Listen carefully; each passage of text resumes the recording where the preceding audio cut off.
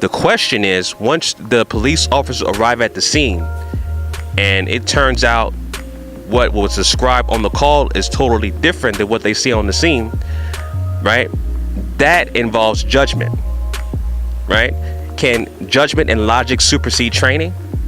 That's the question I have.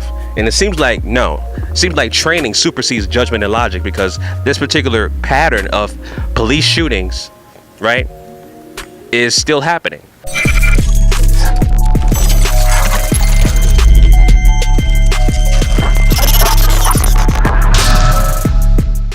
All right, you already know what it is. Chauncey, aka Ukarema, Great Man of God Media, right back at you with another GMOGMedia Spotlight. All right, I really got to talk about this, family. This happened right almost in my backyard, neighboring city. For those of you who may have not heard, you know, another black man shot by so-called police officers in North Miami.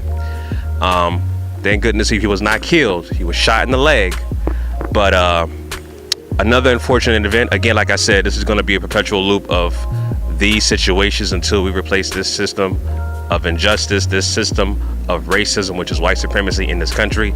If you are new, please subscribe. I'm Chauncey, aka Ukarema, Great Man of God Media. On this channel is about counter racism. I talk about issues that affect black people collectively as a group. All I do is offer my suggestions on how to replace the system, this broken system of racism, which is white supremacy. So please subscribe. Anyway, family, this particular story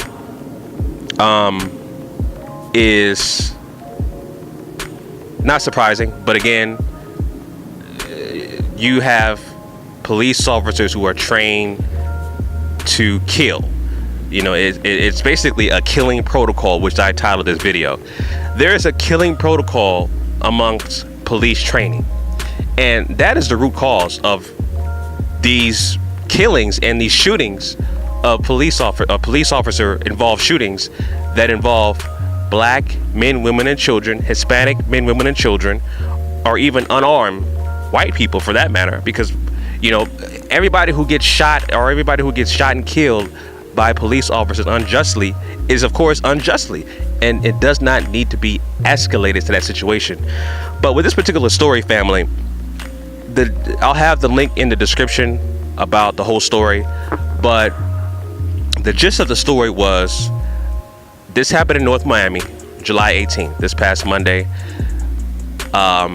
Someone called 911 and someone said that there is a man with a gun roaming around her area. All right.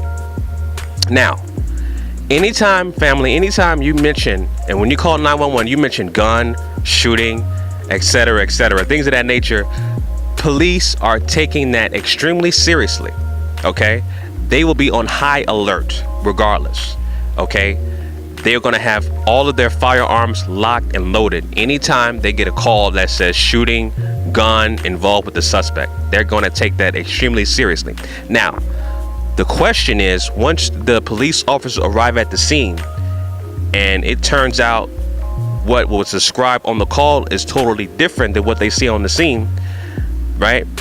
That involves judgment, right? Can judgment and logic supersede training? That's the question I have. And it seems like no. It seems like training supersedes judgment and logic, because this particular pattern of police shootings, right, is still happening. So you have a situation where they were called out to the scene, and it turns out that there was an autistic male who was on the scene, right, who had a toy truck. The person who called 911 mistaking the toy truck as a gun. All right. You had a caretaker who was the caretaker for the autistic person. The autistic man was 24 years old. The caretaker was involved in the shooting because the suspect was the autistic man running around with the quote-unquote gun, which happened to be a toy truck. He was involved and he got shot while following protocol with his hands up with the so-called police officers in question. Now, family, again, like I said, judgment and logic has to supersede training, but it seems like the training is superseding judgment and logic. If you're on the scene and you arrive on the scene and you clearly see someone, you clearly see something or an object in someone's hand. You can clearly see that the person in question that was called on the scene, as far as the suspect rather, you see him on the scene and you see that he is not that of a normal person, right? He is autistic. Obviously, police officers are not trained to deal with autistic people, etc., etc. So your judgment and your logic has to come into play, and you say, hey, I see this guy, the suspect, clearly not quote unquote normal, right? Clearly doesn't have a weapon in his hand. Having your guns drawn on a scene where the man is autistic, 2, he had a caretaker that was unarmed, and he still shot him, right?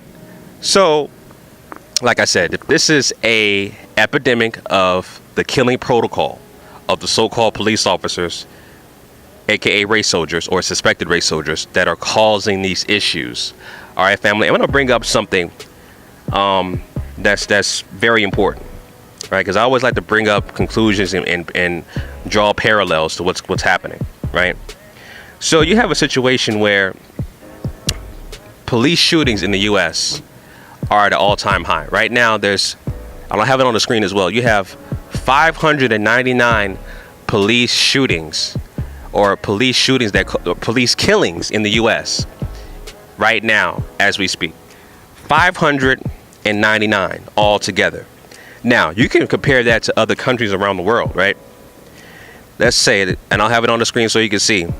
So the article is, by the numbers, U.S. police kill more in days than other countries do in years. That's a problem. Again, the killing protocol. All right, as you can see, England and Wales, population 56.9 million. There were 55 fatal police shootings in the last 24 years. All right, U.S. population 316 million.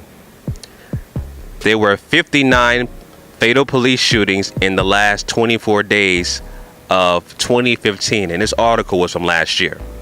All right. Now, in this article from last year from theguardian.com,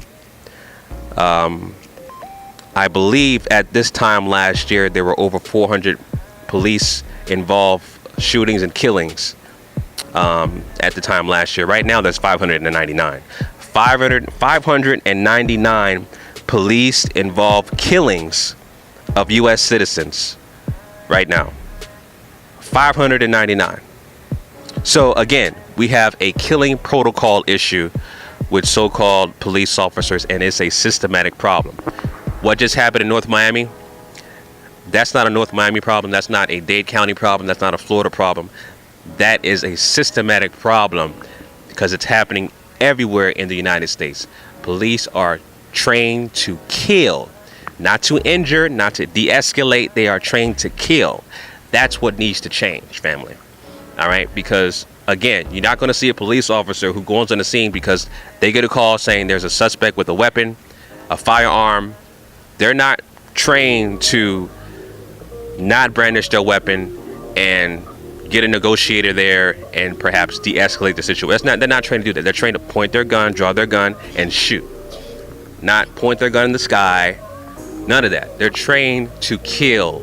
They're trained to kill, and that is a killing protocol that needs to change ASAP. Question is, how do we do that? Now, me personally, again, it's a systematic problem, and you need to start with municipal government, right? Get involved with that.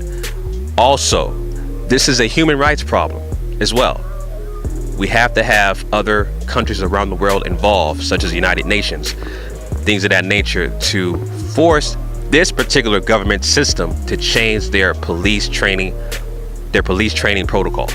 This has to happen on a group collective effort.